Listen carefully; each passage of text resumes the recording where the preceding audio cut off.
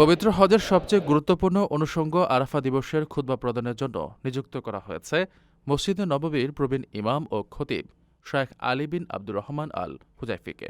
Saudi আরবের বাদশাহ সালমান বিন আব্দুল আজিজ আল সৌদ এক রাজকীয় ফরমানের মাধ্যমে তাকে এই দায়িত্ব দেন।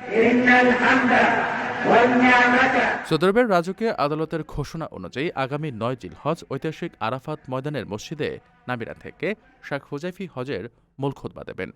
বিশ্বজুড়ে কোটি কোটি মুসলিম এই খুতবা সরাসরি শোনার সুযোগ পাবেন। ৯ জিলহজ আরাফাতের ময়দানে অবস্থান করা হজের প্রধান রুকন বা স্তম্ভ। মহানবী হজরত মোহাম্মদ সাল্লাল্লাহু আলাইহি সাল্লাম এর সুন্নাহ অনুসরণ করে মসজিদের নামিরা থেকে এই খুতবা প্রদান করা হয়।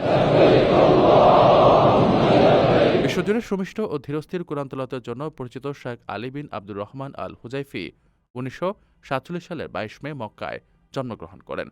১৯৭২ সালে ইমাম মোহাম্মদ ইবনে সৌদ ইসলামী বিশ্ববিদ্যালয় থেকে তিনি আইন বিষয়ে স্নাতক ডিগ্রি লাভ করেন। এরপর মিশরের বিশ্ববিখ্যাত আল আজহার বিশ্ববিদ্যালয় থেকে ১৯৭৫ সালে ইসলামিক আইন বা শরিয়া বিষয়ে মাস্টার্স ও পিএইচডি সম্পন্ন করেন।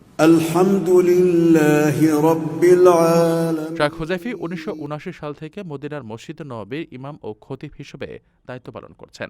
দীর্ঘ ৪.৫ দশকের বেশি সময় ধরে তিনি এই মর্যাদাপূর্ণ পদে আসেন।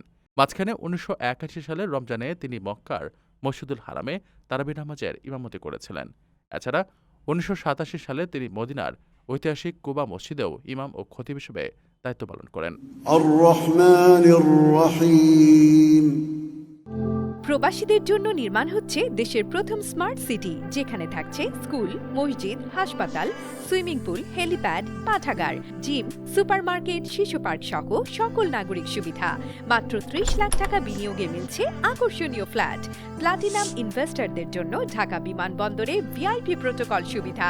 বিস্তারিত জানতে যোগাযোগ করুন স্ক্রিনে দেয়া হোয়াটসঅ্যাপ অথবা ইমো নাম্বারে।